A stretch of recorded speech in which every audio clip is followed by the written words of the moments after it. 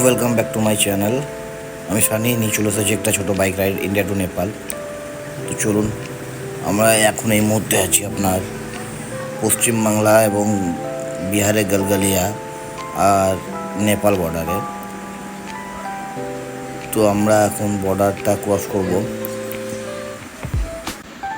চলুন, বর্ডারটা ক্রস করার ভিডিওটা আপনাদের দেখানোর চেষ্টা করছি আমি গাইজ।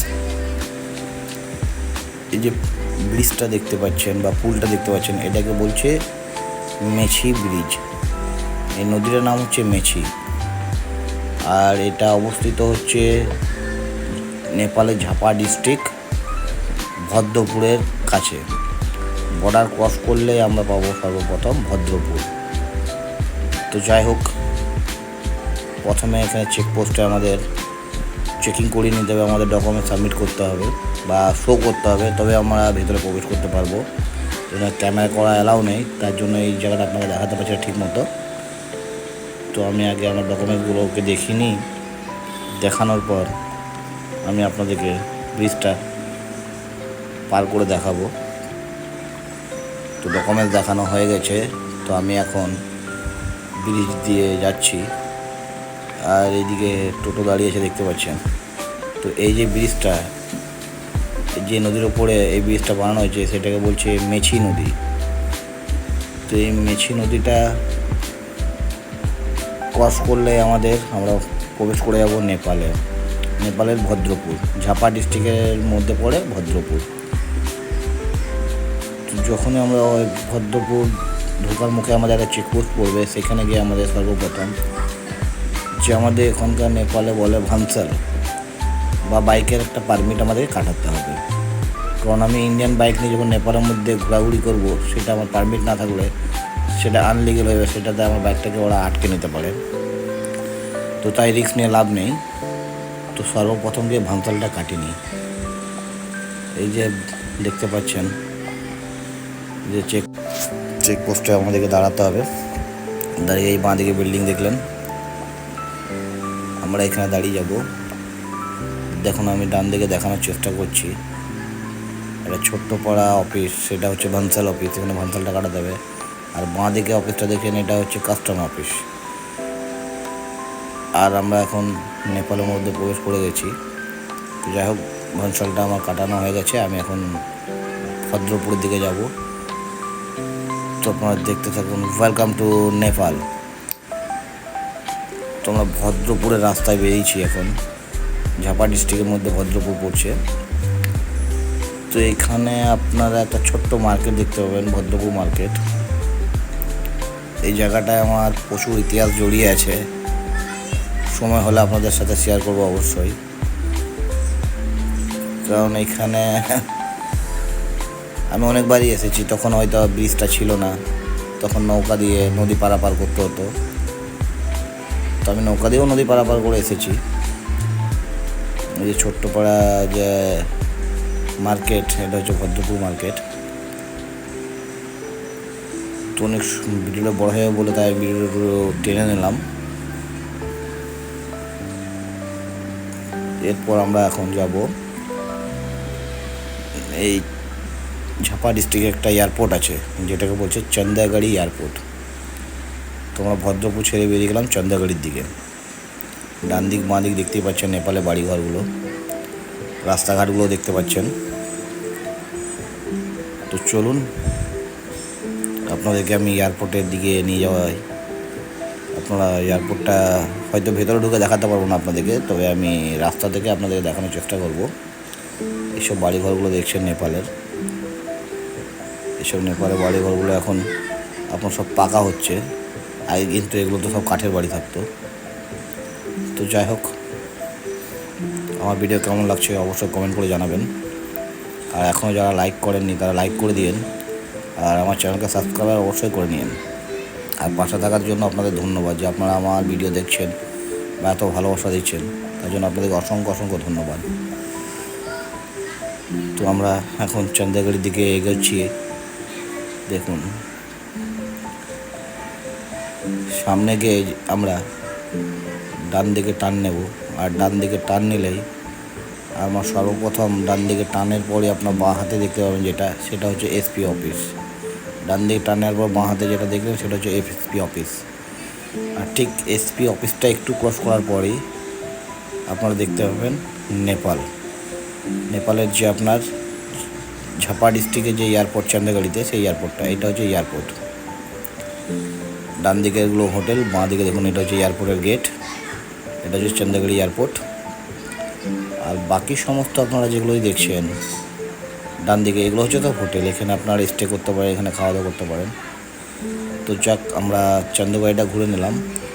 এরপর আমরা বেরিয়ে যাব একটা ছোট্ট ভিউ পয়েন্ট আছে, সেই ভিউ পয়েন্টের দিকটাই। যে জায়গাটা যাচ্ছি আমরা, সেই জায়গাটার নাম হচ্ছে আপনার সেলফি ডাড়া। এখানে আপনারা যেটা দেখতে পাবেন, একটা সাসপেন্সার ব্রিজ আমি ক্রস করব। তো প্রথমে আমি ভয় পেয়ে গেছিলাম যে সাসপেন্সার ব্রিজে বাইক নিয়ে কীভাবে যাব, কারণ ফার্স্ট টাইম আমি সাসপেন্সার ব্রিজের ওপরে বাইক রাইড করছি। তো আমরা চলে এসেছি সাসপেন্সার ব্রিজ।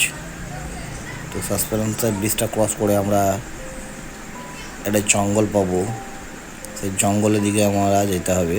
গিয়ে ওখানে আমরা একটা ভিউ পয়েন্ট আছে, যেখানে সেলফি বা আপনি ভিডিও ফুটেজ শ্যুট করতে পারেন, ভালো জায়গা।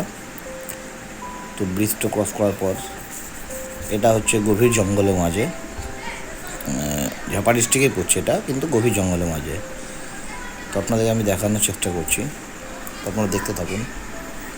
আমার ভিডিও কেমন লাগছে অবশ্যই আপনারা কমেন্টে জানাবেন, শেয়ার করে দেবেন আমার ভিডিও, লাইক করবেন, কমেন্ট করবেন এবং সাবস্ক্রাইবার অবশ্যই করে নেবেন। যেহেতু আমি ইউটিউব এবং ফেসবুক দুটোতেই আমি অ্যাক্টিভ থাকি, তাই আপনাদের যেটাই সুবিধা মনে হবে আপনারা সেটাতে আমার সাথে কন্ট্যাক্ট করে নেবেন। কত সুন্দর রাস্তা বানিয়েছে দেখুন, চারিদিকে বড় বড় গাছ, রাস্তা দিকে চলে যাচ্ছি।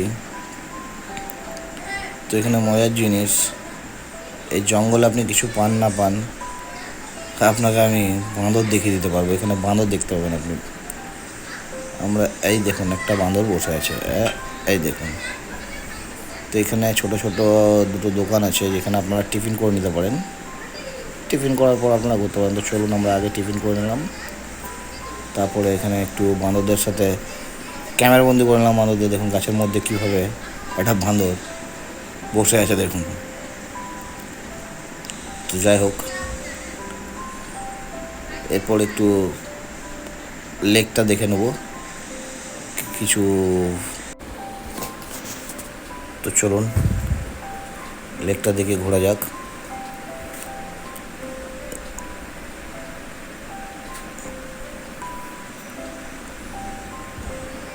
মোটামুটি এখানে খুব একটা কিছু পাবেন না।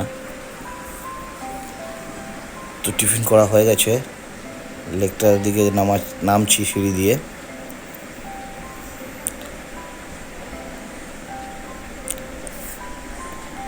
দুদিকে লেকের মাঝে একটা ব্রিজ বানিয়ে দিয়েছে আপনার কাঠের, যাতে এই দিক দিয়ে মানুষ ওইদিকে যাতায়াত করতে পারে। একটা জঙ্গল দেখতে পাচ্ছেন, এখানে আছে অনেকে শুটিং করতে এসেছে, টিকটক বানাতে। যেহেতু নেপালে তো টিকটক বন্ধ হয়নি, আমাদের ইন্ডিয়াতে বন্ধ হয়ে গেছে, তাই নেপালে টিকটকের জন্য সব এখানে আসে শুটিং করতে। তো আমি আপনাদেরকে একটা স্ট্যাচু দেখাচ্ছি, হালকের একটা স্ট্যাচু দেখুন কোন পোজ দিয়ে দাঁড়িয়ে আছে এই স্ট্যাচুটা। তো যাই হোক, আমি ভাবলাম আমি একটা স্লো মোশন ভিডিও বানিয়ে নিই, তাই একটা স্লো মোশন ভিডিওর আমিও বানিয়ে ফেললাম আপনাদের দেখানোর জন্য।